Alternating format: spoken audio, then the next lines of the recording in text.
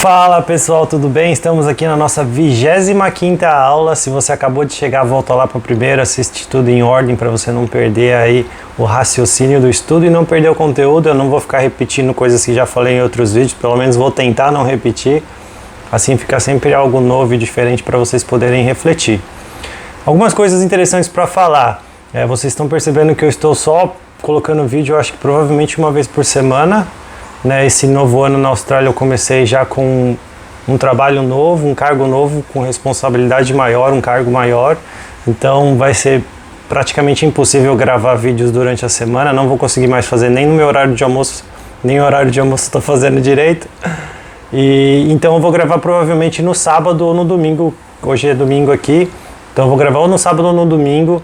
E o que eu vou fazer, eu vou tentar gravar 1 hora de vídeo. Não sei se o meu celular vai aguentar, se por acaso o vídeo parar na metade, aí a gente para onde parou e eu continuo a leitura na próxima aula daí. Mas eu vou tentar fazer 1 hora inteira de vídeo. Mesmo que fique mais longo, pelo menos aí durante a semana você vai assistindo 10 em 10 minutos, 20 em 20, da forma como você acha melhor aí dentro do intervalo dos seus dias também, se você faz alguma caminhada, alguma coisa assim.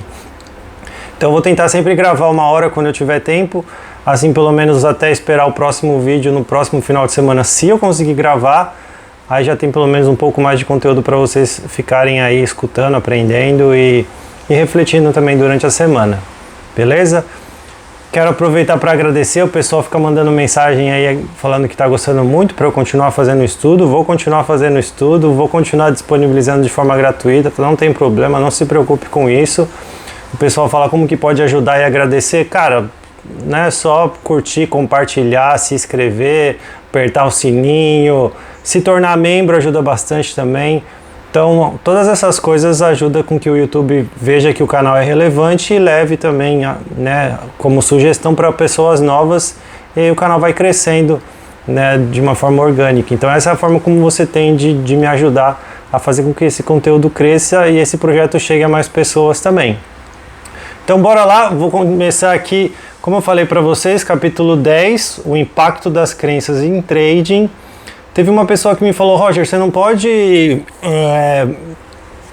falar exatamente qual é a página, o número da página, o parágrafo e tudo mais para a gente acompanhar a leitura.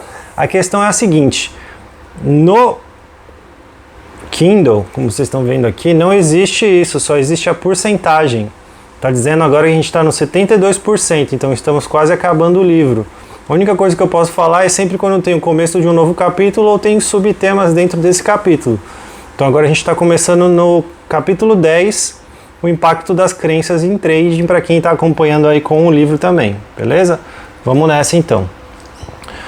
Se o ambiente externo pode se expressar de uma combinação infinita de maneiras, então não há realmente nenhum limite para o número e a variedade de crenças a serem desenvolvidas por cada pessoa sobre a natureza de nossa existência. Essa é uma maneira mais elaborada de dizer que há muito a ser aprendido por aí.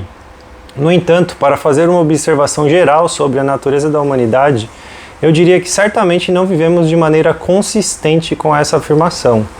Se fosse de fato possível acreditar em quase tudo, por que então estamos sempre discutindo e brigando uns com os outros por diferenças de opinião? Se essa fosse mesmo a realidade, por que não poderíamos todos nós viver a vida à nossa maneira, refletindo tudo em que acreditamos? Deve haver algo por trás de nossas tentativas implacáveis de convencer os outros da validade de nossas crenças e de negar a validade das crenças alheias. Considere que todo conflito do menor ao maior, do menos ao mais importante, entre indivíduos, culturas, sociedades ou países, é sempre o resultado de crenças conflitantes. Que características de nossas crenças nos tornam intolerantes em relação às crenças divergentes? Em alguns casos, somos tão obstinados que matamos uns aos outros para impor nossos pontos de vista. Minha teoria pessoal é que as crenças não são apenas energia estruturada, mas também energia que parece consciente, pelo menos a ponto de ter algum grau de consciência. Do contrário, como explicaríamos nossa capacidade de reconhecer no lado de fora o que está no lado de dentro? Como saberíamos que nossas expectativas estão sendo realizadas? Como saberíamos quando não estão? Como saberíamos que estamos sendo confrontados por informações ou circunstâncias que contradizem nossas crenças? A única explicação é que cada crença individual tem algum atributo de consciência ou de autoconsciência que leva a funcionar como funciona. A ideia de que a energia tem algum grau de consciência talvez seja difícil de aceitar para muita gente. Muitas são, porém, as observações que podemos fazer sobre nossa natureza individual e coletiva capazes de sustentar essa possibilidade. Primeiro, todos querem ser acreditados. Não importa qual seja a crença, a experiência de ser acreditado é agradável. Acho que esses sentimentos positivos são universais, o que significa que se aplicam a todas as pessoas. Inversamente, ninguém gosta de ser desacreditado, não é agradável. Se eu dissesse não acredito em você, o sentimento negativo que repercutiria em todo o seu corpo e mente é também universal. Pela mesma razão, ninguém gosta de ser desafiado em suas crenças. O desafio provoca a sensação de ataque. Todos, quaisquer que sejam as suas crenças, parecem responder da mesma maneira. A resposta típica é argumentar, defender-se a si próprio e as suas crenças, e dependendo da situação, contra-atacar. Quando nos expressamos, parece que gostamos de ser ouvidos. Se percebemos que nosso público não está prestando atenção, como nos sentimos? Não muito bem. De novo, acho que essa resposta é universal. Inversamente, porque é tão difícil ser bom ouvinte? Porque para ser bom ouvinte, efetivamente precisamos escutar, sem pensar em como vamos nos expressar no momento em que for possível interromper com polidez ou grosseria a pessoa que está falando. Qual é a força compulsiva por trás de nossa incapacidade de ouvir sem a intenção de interromper? Porventura não gostamos de estar com pessoas cujas crenças são semelhantes às nossas, por nos sentirmos confortáveis e seguros? Acaso não evitamos pessoas com crenças diferentes das nossas, conflitantes com as nossas opiniões, porque nos sentimos desconfortáveis e até ameaçados? A implicação final é que, quando desenvolvemos uma crença, ela parece assumir vida própria, levando-nos a reconhecer e a sermos atraídos por posições semelhantes e a sermos repelidos por qualquer coisa que seja oposta ou contraditória.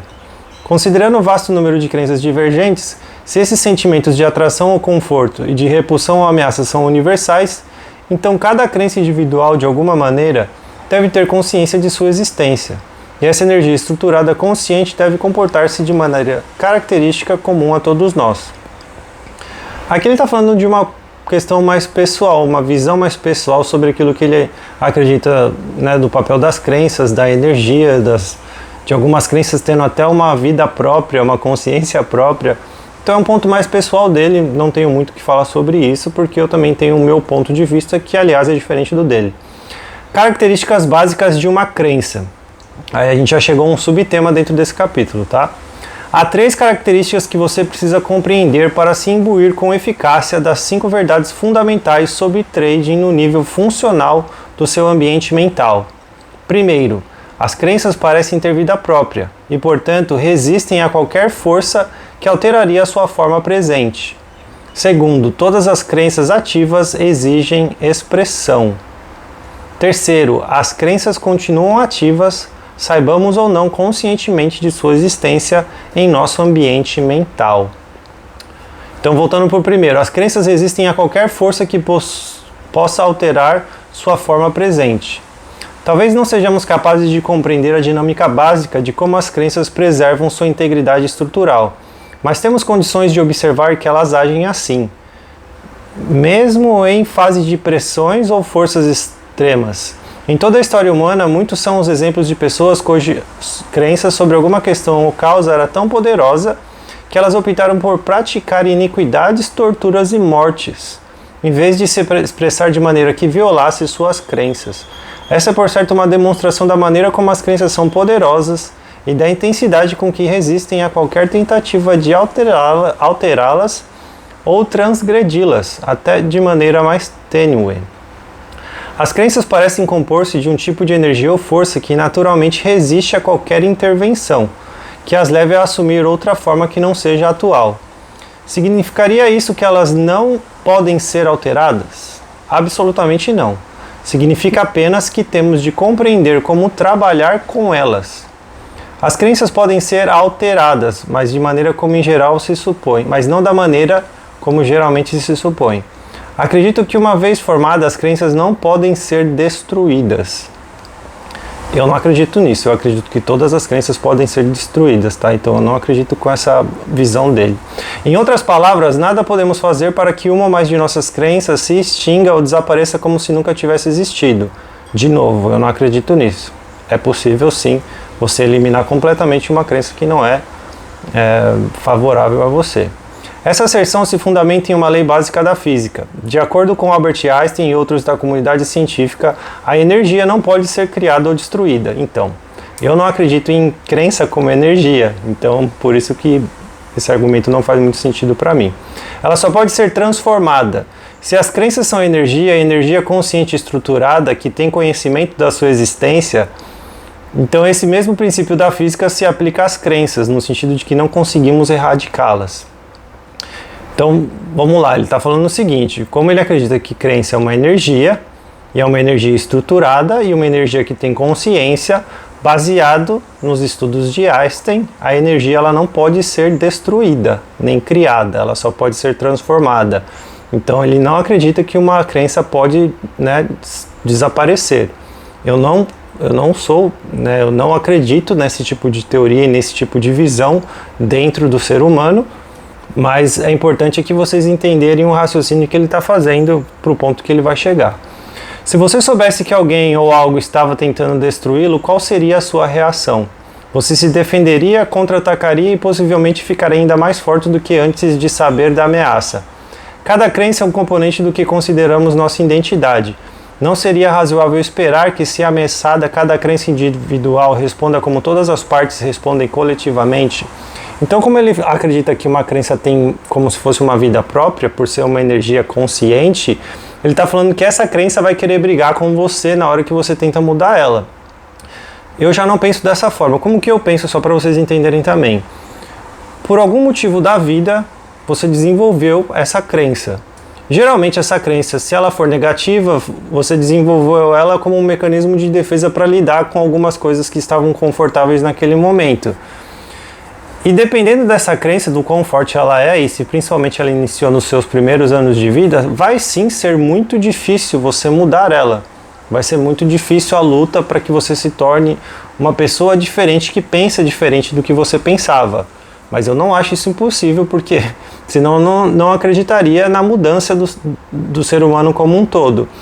E aqui o Mark ele não quer dizer que ele não acredita na mudança da pessoa. O que ele quer dizer é que a crença simplesmente está se transformando em outra coisa, mas ela continua lá. Eu não acredito nisso. Eu acredito que você criou uma estrutura de pensamento que não tem vida em si, porque foi você que deu vida a esse pensamento, e assim que você acha uma nova forma de pensar e uma nova estrutura de pensar que é melhor para você, você consegue cancelar e destruir a anterior. Eu vejo isso na prática, com clientes e tudo mais ao longo da minha vida como psicólogo. Então, só explicando a diferença da visão dele com a minha, e para vocês também entenderem aí os pequenos detalhes que cada uma dessas visões tem. O mesmo princípio se mantém se tentarmos agir como se uma crença especialmente problemática não existisse. Se você acordasse uma manhã e todo mundo que você conhecesse o ignorasse e agisse como se você não existisse, como você responderia? Provavelmente não demoraria muito para que você agarrasse alguém e ficasse bem na cara dessa pessoa para tentar forçar a reconhecê-lo.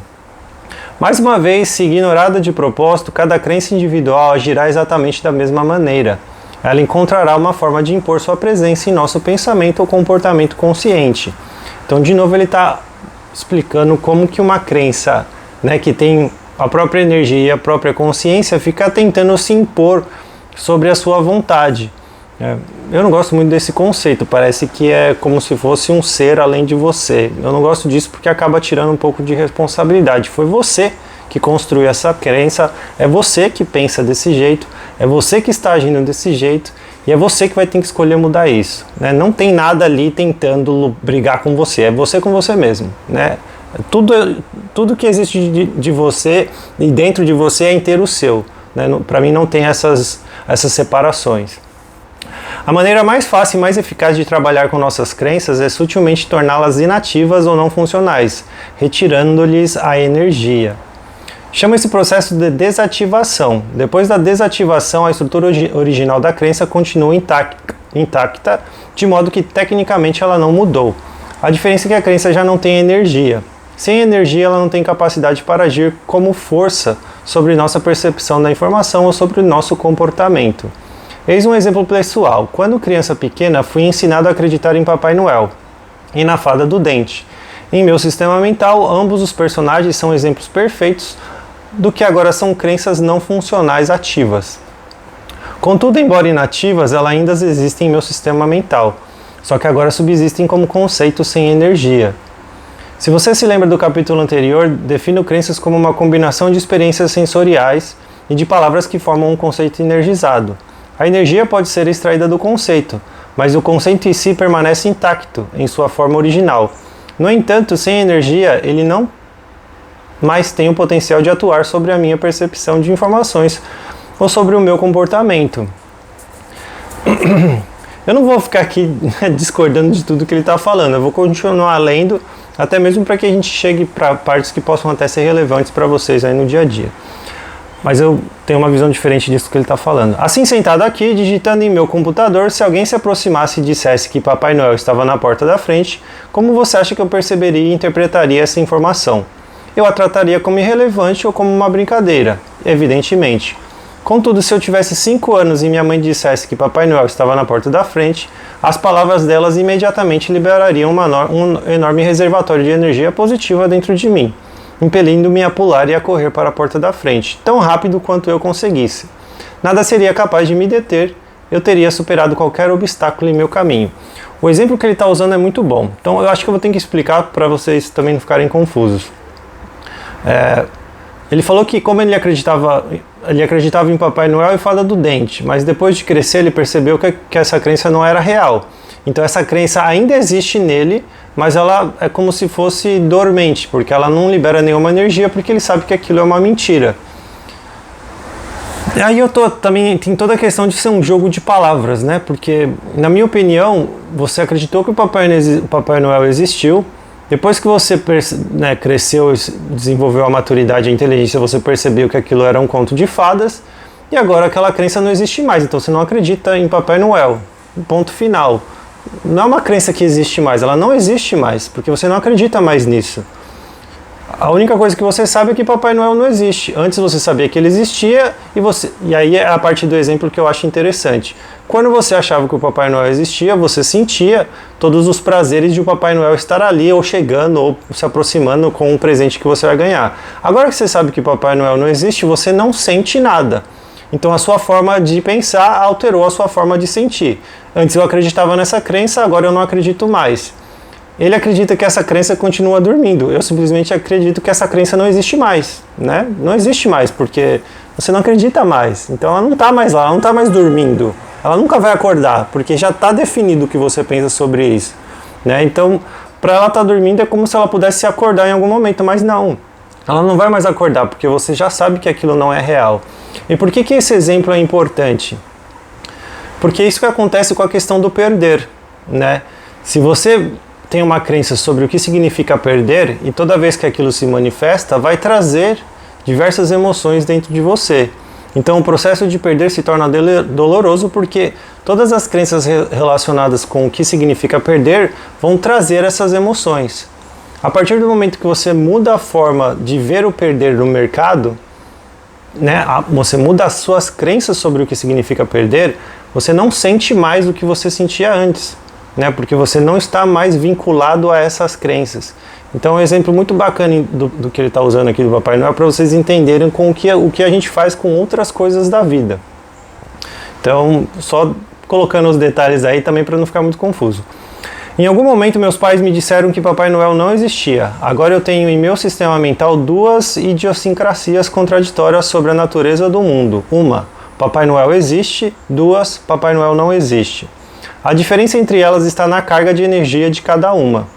A primeira praticamente não tem energia, a segunda tem energia. Assim, de uma perspectiva funcional, não há contradição ou conflito. Proponho que se é possível tornar uma crença inativa, então é possível desativar qualquer crença, a despeito do fato de que todas as crenças parecem resistir a qualquer força que tente alterá-las em sua forma atual.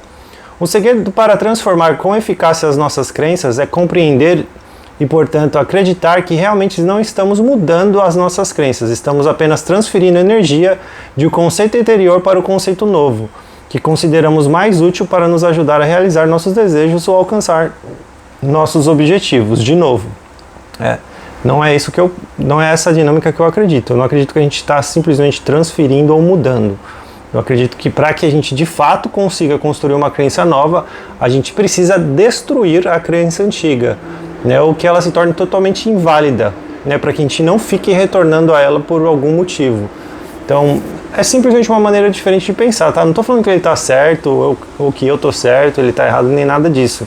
Mas é uma maneira muito diferente de entender o ser humano e a dinâmica da estrutura mental de como as coisas funcionam. Segundo ponto dentro desse subtema, todas as crenças ativas demandam expressão. As crenças se dividem em duas categorias básicas, ativas e inativas. A distinção entre as duas é simples. As crenças ativas estão energizadas, elas têm energia suficiente para agir como força sobre a nossa percepção de informações e sobre o nosso comportamento. As crenças inativas são exatamente o oposto, são aquelas que por várias razões não mais têm energia ou têm tão pouca energia que já não são capazes de atuar como força sobre como percebemos as informações ou como nos expressamos. Quando digo que todas as crenças ativas demandam expressão, não estou sugerindo que todas as crenças em nosso ambiente mental querem se expressar ao mesmo tempo. Por exemplo, se lhe peço para pensar sobre o que está errado no mundo de hoje, a palavra errado evocaria em sua mente ideias sobre a natureza do mundo que refletem o que você considera problemático ou desconcertante. A menos que, evidentemente, não haja nada no estado do mundo que você considere perturbador, a questão é que, se houvesse algo que você de fato acredita ser errado, você não estaria necessariamente pensando nisso antes de eu fazer a pergunta, mas no momento em que eu lhe perguntei, suas crenças sobre essas questões logo avançaram para a linha de frente de seu processo de pensamento consciente. Com efeito, elas demandaram ser ouvidas. Digo que as crenças demandam se expressar porque quando alguma coisa nos induz a mexer com as nossas crenças, parece que não conseguimos conter o extravasamento da energia liberada. Essas situações ocorrem sobretudo com questões emocionalmente sensíveis ou com crenças especialmente passionais. Você poderia perguntar por que eu desejaria reprimir a expressão de minhas crenças? Por diversas razões. Considere um cenário em que você está interagindo com alguém em posição hierárquica superior à sua no trabalho, e essa pessoa está dizendo alguma coisa de que você discorda completamente, ou até considera totalmente absurda. Dirá você a verdade ou partirá para evasivas? A sua reação dependerá de suas crenças sobre o que é próprio nessas circunstâncias. Se as suas crenças ditarem que falar com franqueza seria inadequado, e se essas crenças tiverem mais energia do que as que estão sendo contestadas pelo interlocutor, você provavelmente se conterá e não argumentará de forma aberta. Gente, eu vou pedir só uma licença para eu tomar uma água. Como eu vou tentar fazer 1 hora, vai ser importante eu dar uma refrescada aqui na garganta.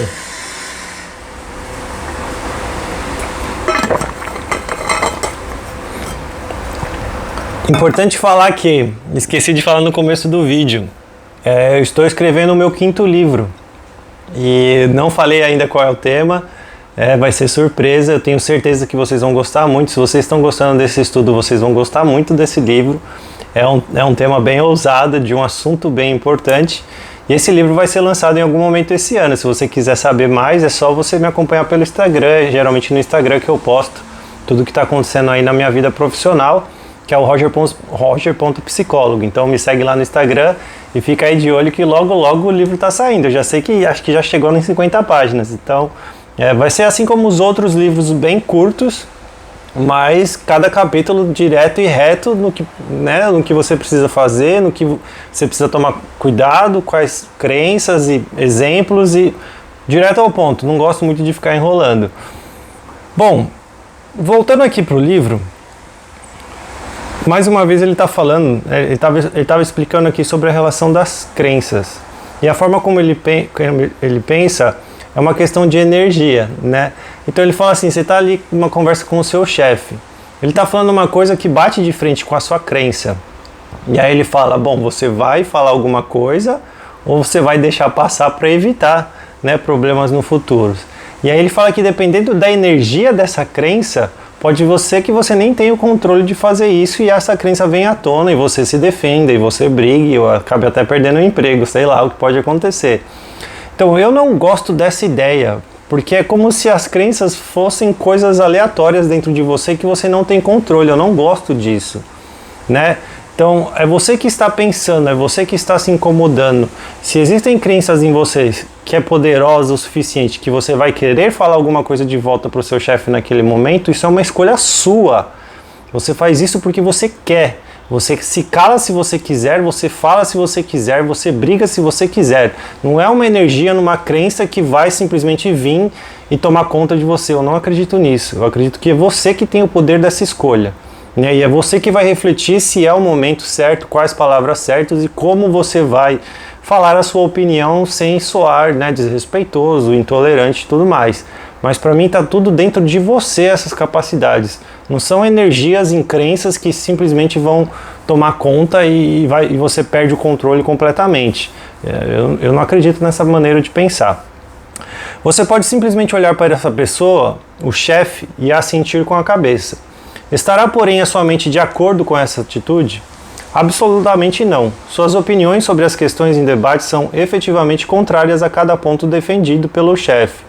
Em outras palavras, suas crenças estão demandando expressão, mas não estão se manifestando externamente, no ambiente, porque outras crenças estão atuando em sentido contrário.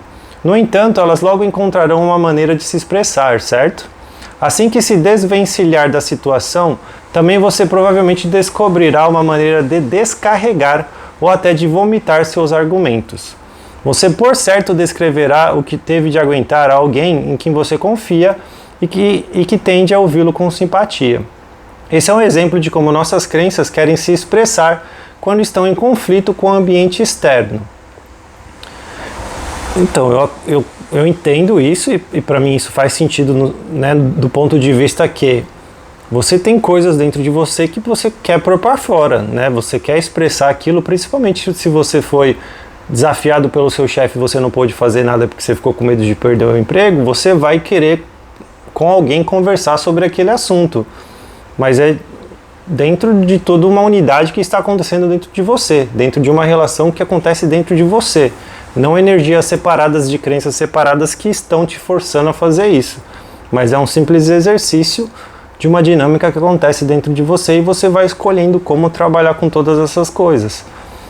O que acontece, porém, quando uma ou mais de nossas crenças estão em conflito com nossas intenções, objetivos, sonhos, quereres ou desejos? As implicações desse conflito podem exercer efeito profundo sobre nossas atividades de trading. Como já aprendemos, as crenças geram idiosincrasias em como o ambiente externo pode se expressar. Idiosincrasias, por definição, são fronteiras. A consciência humana, por outro lado, pode ser maior que a soma total de tudo aquilo em que aprendemos a acreditar. Esse atributo maior que da consciência humana nos confere a capacidade de pensar em qualquer direção que escolhermos, dentro ou fora das fronteiras impostas por nossas crenças. Pensar fora das fronteiras de nossas crenças geralmente é referido como pensamento criativo. Quando deliberadamente optamos por questionar uma crença, questionar o que sabemos, e sinceramente procuramos uma resposta, abrimos nossa mente para receber uma ideia brilhante, ou uma inspiração ou uma solução para a questão em foco. Criatividade, por definição, suscita alguma coisa que não existia antes. Quando ativamos nossa mente no modo de pensamento criativo, concebemos, por definição automaticamente, ideias ou pensamentos que estão além de qualquer coisa já existente em nossa mente racional, como crença ou lembrança. Que eu saiba, não há consenso entre artistas, inventores ou comunidades religiosas ou científicas quando há a exata origem das ideias criativas. Contudo, sei que a criatividade parece ilimitada e sem fronteiras. Se todos tivermos a capacidade inerente de pensar criativamente, e acredito que temos, também teremos nesse caso o potencial de vivenciar o que chamo de experiência criativa. Defino experiência criativa como a experiência de alguma coisa nova, fora das fronteiras impostas por nossas crenças. Pode ser uma epifania, algo que nunca vimos antes, mas que na perspectiva do ambiente sempre esteve lá. Ou podemos experimentar um novo som, cheiro, sabor ou textura. As experiências criativas, como as fabulações, as inspirações, as intuições e os insights, podem ocorrer como surpresa ou podem resultar de um processo consciente. Em ambos os casos, quando as vivenciamos, podemos ser confrontados por um grande dilema psicológico. Uma ocorrência criativa na forma de pensamento ou experiência pode acarretar atração ou desejo por algo que está em conflito direto com uma ou mais de nossas crenças. Para ilustrar esse ponto, voltemos ao exemplo do garoto e do cachorro. Lembre-se de que o garoto tinha tido várias experiências dolorosas com cachorros. A primeira experiência foi real na perspectiva do ambiente. As outras, todavia, foram o resultado de como a mente dele processou informações mediante processos de associação e mecanismo de bloqueio da dor. O resultado final é que ele sentia medo sempre que se deparava com um cachorro. Vamos supor que o garoto ainda era criança de colo, que mal sabia andar, quando teve a primeira experiência negativa. À medida que crescia e associava palavras e conceitos específicos com as suas lembranças, começou a formar uma crença sobre a natureza dos cachorros. Seria razoável supor que algo como todos os cachorros são perigosos? Ao abranger todos os cachorros, a crença do garoto se estruturou de maneira a levá-lo a evitar os cachorros em geral. Ele não tem motivos para questionar essa crença, porque todas as suas experiências confirmaram e reforçaram sua validade. Contudo, o garoto, como todos os outros seres humanos, está sujeito a experiências criativas.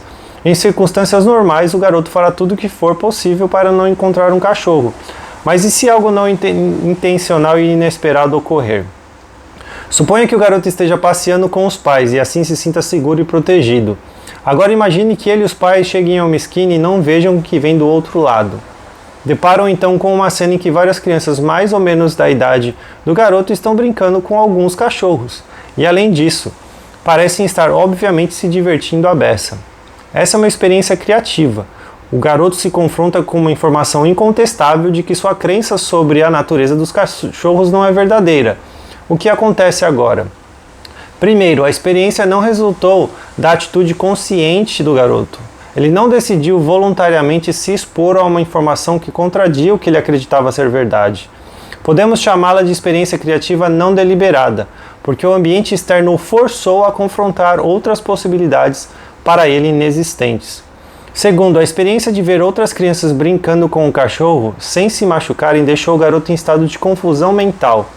Depois de a perplexidade se desfazer, significando que ele começou a aceitar a possibilidade de que nem todos os cachorros são perigosos. Vários cenários se descortinaram. A visão de outras crianças da sua idade, com quem ele podia se identificar fortemente, se divertindo tanto com o cachorro, pode ter levado o garoto a concluir que é melhor ser como as outras crianças e também brincar com cachorros.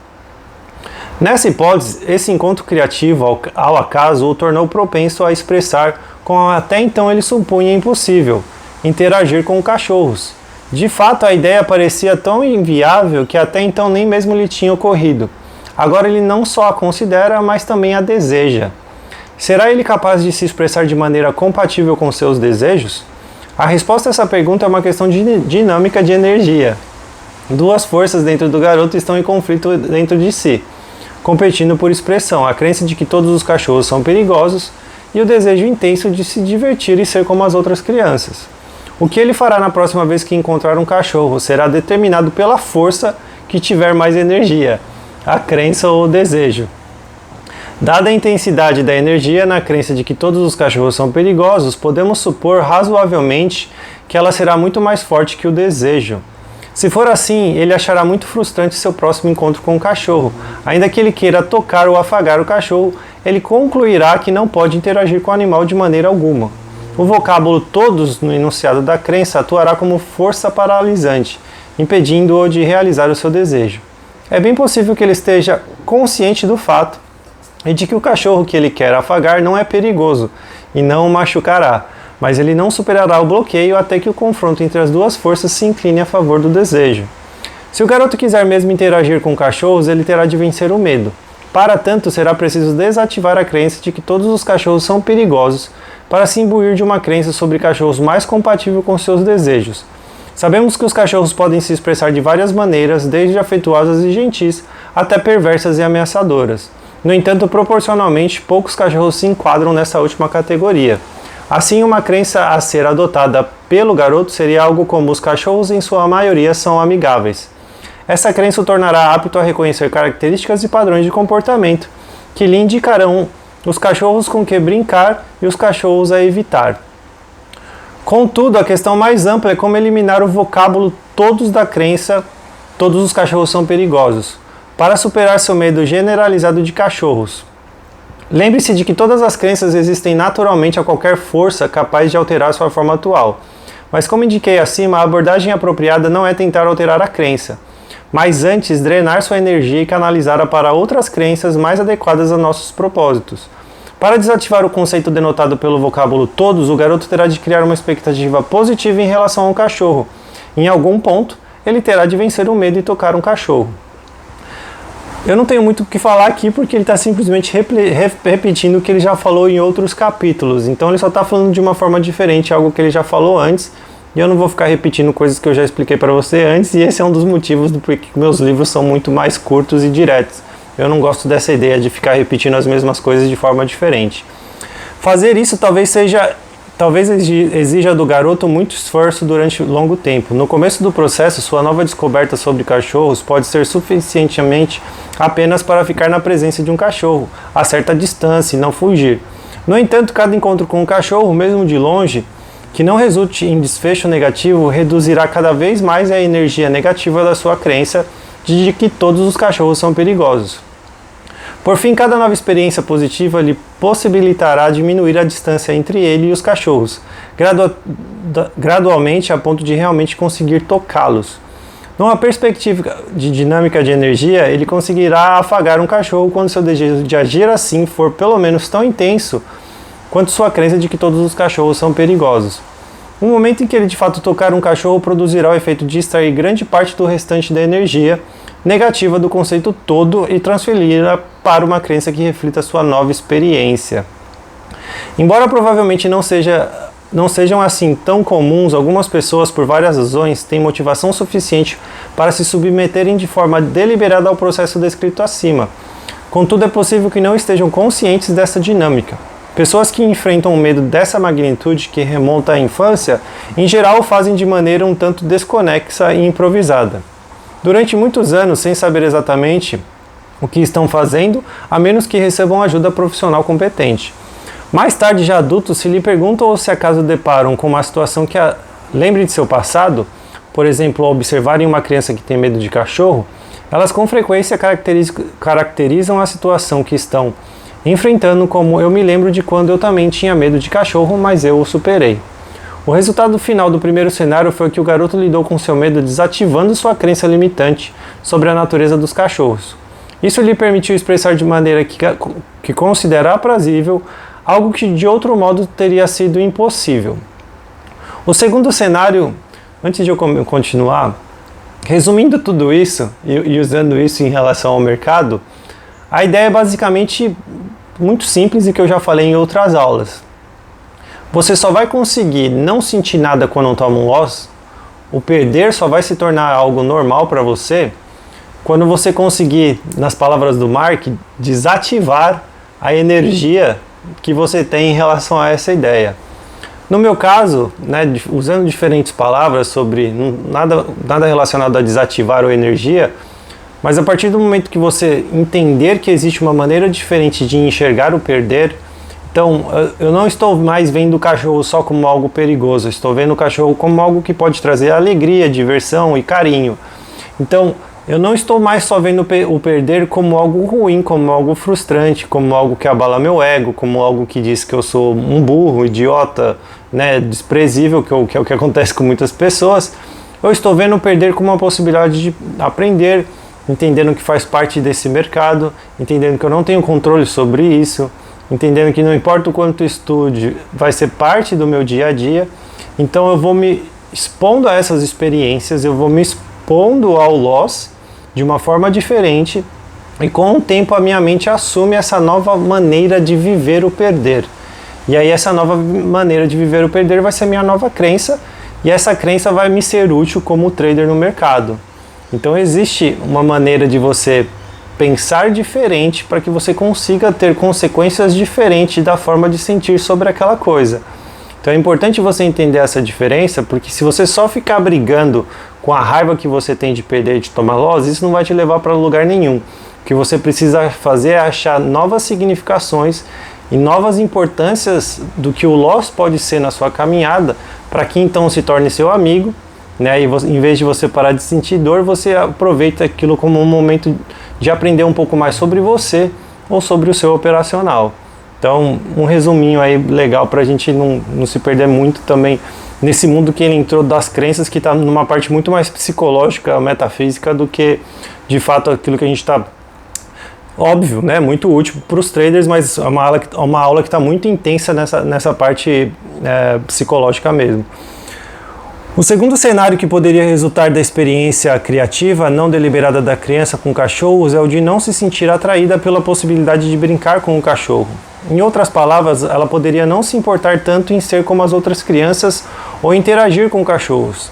Nesse caso, a crença de que todos os cachorros são perigosos e sua nova constatação de que nem todos os cachorros são perigosos coexistirão em seu ambiente mental como conceitos contraditórios. Isso é um exemplo do que chamo contradição ativa. Quando duas crenças estão em conflito direto uma com a outra, ambas demandando uma expressão. Nesse exemplo, a primeira crença existe em nível profundo no ambiente mental do garoto, com grande carga de energia negativa. A segunda crença está em nível mais superficial e tem carga muito pequena de energia positiva. A dinâmica dessa situação é interessante e extremamente importante. Começamos afirmando que as crenças controlam nossa percepção das informações. Em circunstâncias normais, o garoto teria ficado perceptivamente cego para a possibilidade de interagir com cachorros, mas a experiência de ver outras crianças brincando com eles criou um conceito com carga positiva em seu ambiente mental, de que nem todos os cachorros são perigosos, alguns podem ser afetuosos. Contudo, ele não fez nada para eliminar o vocábulo todos em sua crença de que todos os cachorros são perigosos, e até onde sei, as crenças não são capazes de se desativarem por conta própria. Em consequência, as crenças subsistem em nosso sistema ambiental mental até se extinguirem, a menos que façamos alguma coisa consciente para desativá-las. Todavia, nesse cenário, o garoto não desejava e, consequentemente, não tinha motivação para superar o medo. Portanto, ele fica com uma contradição ativa em que sua crença com baixa carga positiva de que nem todos os cachorros são perigosos o torna capaz de brincar com o cachorro. Mas sua crença com alta carga negativa de que todos os cachorros são perigosos ainda o leva a experimentar algum medo sempre que encontra um cachorro. Talvez não o suficiente para levá-lo a correr assustado, porque parte do medo será compensada pela outra crença. Mas por certo ainda restará medo suficiente para provocar-lhe grande desconforto. Então o que ele está dizendo aqui? Que existem casos, você desenvolveu aquela crença que você tem medo do cachorro. E ao mesmo tempo você não está preocupado em ver o cachorro de uma outra maneira. Então você viu as crianças brincando, se divertindo, interagindo e recebendo carinho, mas aquilo não te chamou a atenção. Você falou, para mim não faz diferença. Então você continua com aquele medo de alguma forma e de alguma intensidade e ao mesmo tempo também não tem muito interesse em ir mais a profundo nessa relação. E esse que é um grande problema no mercado. Porque quando eu começo a falar sobre o perder e sobre a importância de perder, um monte de gente já faz, não, isso é besteira, não dá, não tem como você gostar de perder, você não vai gostar de perder, você vai mudar a sua forma de ver a derrota. Né? A pessoa fala, mas não tem como, né? Pô, vou tomar um loss e vou ficar ali, né, tranquilão, todo zen, querendo entender se foi emocional, se foi operacional, vou ficar nervoso mesmo, né? E é isso. Então assim, a pessoa ela não quer abrir mão de forma alguma da forma como ela já pensa algumas coisas. Então na cabeça dela o perder já é aquilo, é negativo, é ruim, não pode, faz mal, só vai atrapalhar meu sucesso, só vai atrapalhar minha vida, não quero isso pra mim. Bom, esquece o mundo de trader então, né? Porque perder vai fazer parte do seu dia a dia, você não tem controle sobre isso, né? Se você entendeu o mercado, bolsa de valores, como que funciona, você entendeu como funciona, você entende que você não tem controle, você nunca vai acertar todas. Perder vai fazer parte do seu dia a dia. Se você odeia essa dinâmica, então não vive ela, né? Ah, eu odeio, mas quero mudar. Então beleza, então vamos mudar. Vamos pensar numa forma diferente para que você possa crescer e se desenvolver. Mas agora, eu odeio isso, não vou mudar, mas quero ser trader? Ai, pelo amor de Deus, não dá para ter tudo. Então é importante vocês entenderem isso, porque por mais louco que isso possa parecer, pode ser que você pensa dessa forma. Pode ser que para você vai existir uma forma de eu não precisar mudar a minha forma da raiva que eu sinto quando eu perco, e mesmo assim eu vou fazer esse mercado dar certo. Não, você não vai conseguir. Você vai precisar pensar de uma maneira diferente em relação ao perder, para que você sinta de uma maneira diferente e assim você consiga racionalmente seguir a sua estratégia a longo prazo. Então muito cuidado se você não está vivendo aí essa ambiguidade e esse conflito aí na sua cabeça, né? Toma uma decisão. Quero mudar minha forma de pensar, né? Quero mudar minha forma de sentir em relação ao loss, à derrota. Beleza, vou praticar, vou me esforçar, vou me dedicar, mesmo que eu precise de um acompanhamento, mesmo que eu precise passar num psicólogo, uma psicóloga para me ajudar a lidar com isso. Mas toma a decisão, né? Não vai ficar, não quero saber, não quero mudar e ao mesmo tempo quero ser trader. Então não dá para ter as duas coisas ao mesmo tempo. Então muito cuidado, tá?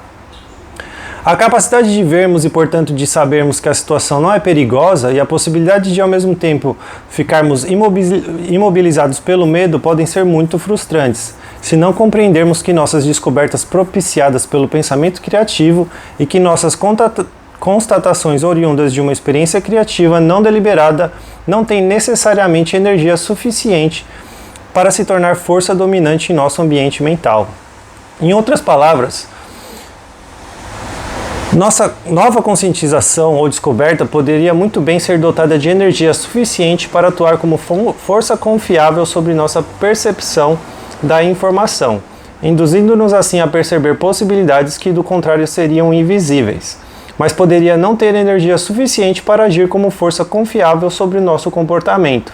Ao fazer essa afirmação, estou agindo com base no pressuposto de que precisamos de mais energia para operar ou para nos expressar do que para observar alguma coisa. Por outro lado, novas conscientizações e descobertas, de imediato e sem esforço, se tornam forças dominantes se nada houver dentro de nós que entre em conflito com elas.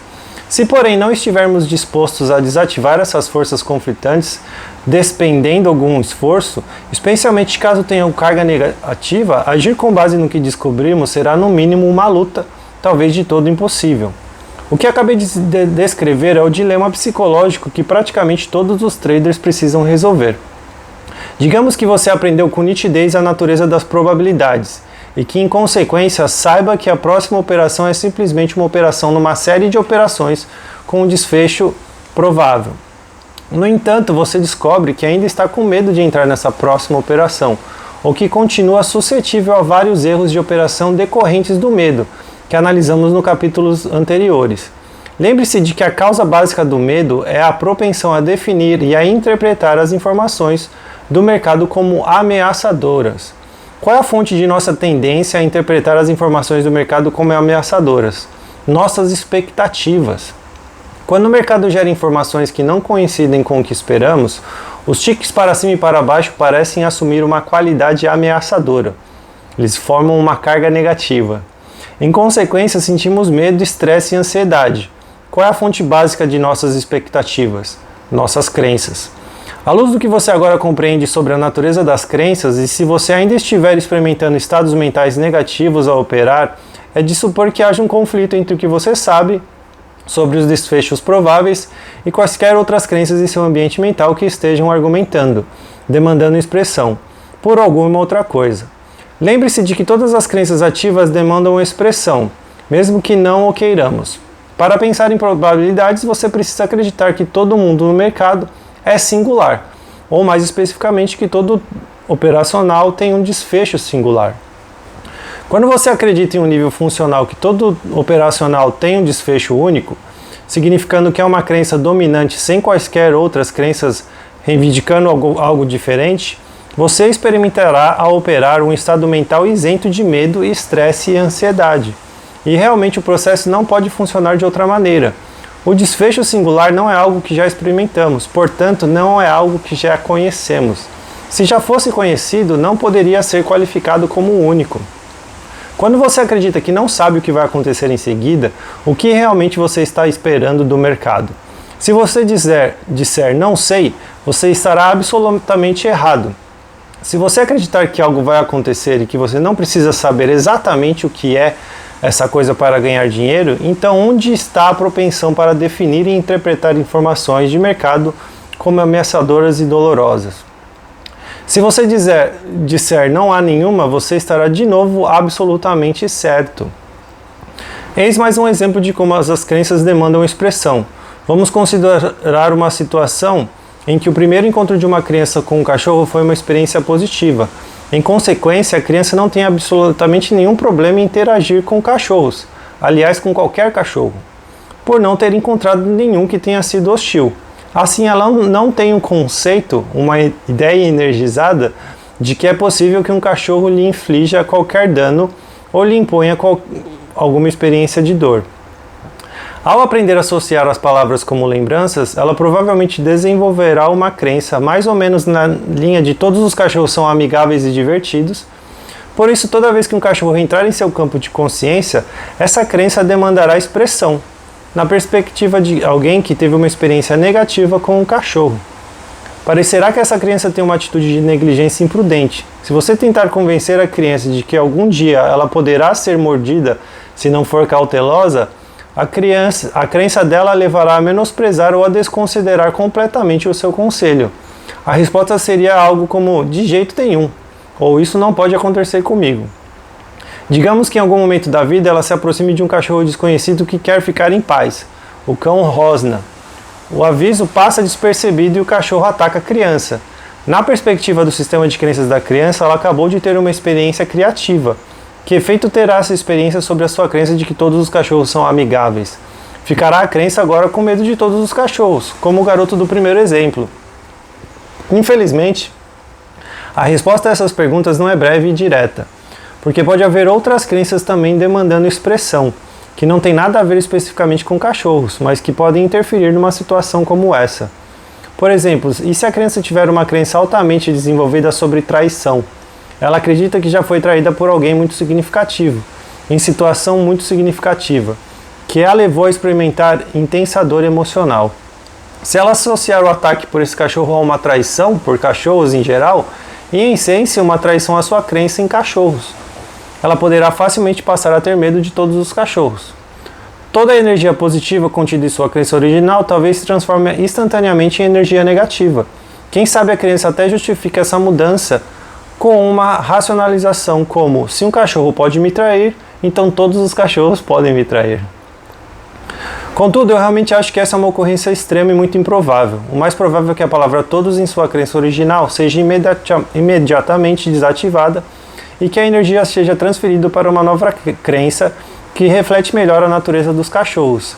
Essa nova experiência provocou uma mudança de energia que a forçou a aprender algo sobre a natureza dos cachorros que, do contrário, ela se recusava a considerar possível. A crença da criança na afabilidade dos cachorros continua intacta. Ela ainda brincará com os cachorros, mas terá o cuidado consciente de discernir indícios de benignidade e malignidade. Gente, eu vou parar por aqui porque eu estou sentindo já que minha voz vai falhar. E antes que fique estranho a nossa aula, então é melhor que eu pare para não ficar um áudio muito ruim para vocês.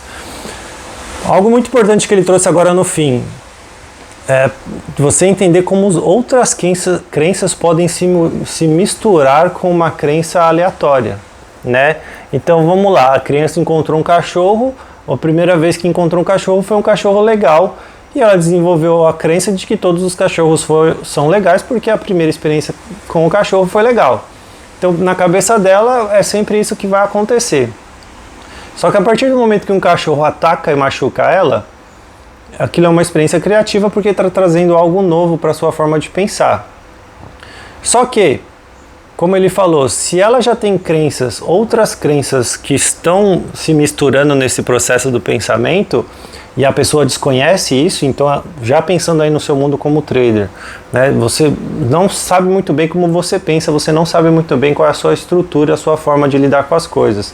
Por isso que eu falo que você precisa fazer terapia. Se você não tem um nível muito bom de autoconhecimento, você precisa fazer terapia para se conhecer nos mínimos detalhes. Por quê? Porque na hora que uma crença estiver chegando, ela pode se misturar com outras. E aí você vai ser incentivado por essas outras a tomar uma decisão. Então eu acreditava que todos os cachorros eram bons, mas aquele cachorro me machucou. E ao mesmo tempo a crença da traição é muito forte, porque a traição já aconteceu no meu pensamento e eu não gosto de ser traído. Então esse cachorro me traiu, né? Mesmo sendo só um cachorro em um caso, mas esse cachorro me traiu, então todos os cachorros podem me trair. Então eu não vou mais me aproximar de cachorro porque eu não quero mais ser traído e não quero essa sensação de ser traído. E aí você começa a desenvolver medos e impedimentos para você não ir além daquilo. Se você vive isso de uma forma saudável, você vai falar, bom, eu já brinquei com muitos cachorros. De 10 cachorros que eu brinquei, foi um só que me atacou. Então, é bem provável que a maioria dos cachorros eu posso brincar, eu só preciso tomar um pouco mais de cuidado, que pode ser que eu encontre algum que vai me machucar. E aí você vai fazendo essa assimilação saudável, equilibrada sobre as coisas, né? Pô, eu já tomei loss. O loss já me levou a perder tudo num dia só de fúria. Tá, mas quantas vezes eu já fiz isso? Como que isso aconteceu?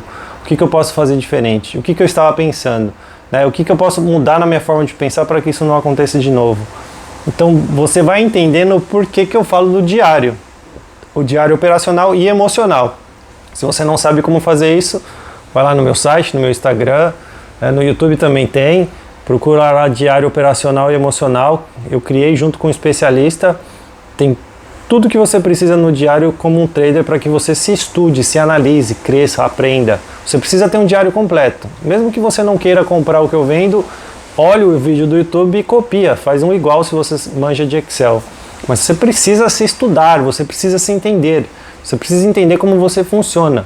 Senão essas crenças vão ficar brigando e você vai sempre tomar as decisões que, né, te fazem ficar mais na defensiva. E aí quando você está na defensiva, tudo vai te causando medo. E você para, né? Aí você vai chegar, você vai ser aquela pessoa que vai falar, Roger, pô, já estou tanto tempo no mercado, agora eu estou paralisado. Eu vejo a operação, eu sei que é boa, eu não entro, eu não consigo. Aí você fica nessa situação de trauma mesmo, né? De paralisia, porque você alimentou crenças que te levaram a esse momento e você foi escolhendo os comportamentos que reforçaram isso. Então veja quanto trabalho precisa, né? O quanto você precisa se conhecer e se entender para não cair nessas armadilhas. Esse é um dos motivos de eu estar fazendo essa aula, um motivo de eu escrever livros, as ferramentas que eu ofereço, para ajudar você a se entender, conhecer quem você é, né? Refletir sobre como você pensa, assistir às aulas e ficar pensando, né, como que está a sua cabeça no meio de tudo isso, dentro daquilo que está sendo apresentado nas aulas. Isso é uma ferramenta mesmo que te traz esse autoconhecimento para você conseguir de fato chegar e se tornar a pessoa que você tanto sonha ser. E de novo, né? É sobre a caminhada, é sobre a jornada, não é sobre o ponto final. O ponto final é a morte. É sobre a jornada, quem você é todos os dias, o que você pode fazer todos os dias para chegar onde você quer chegar.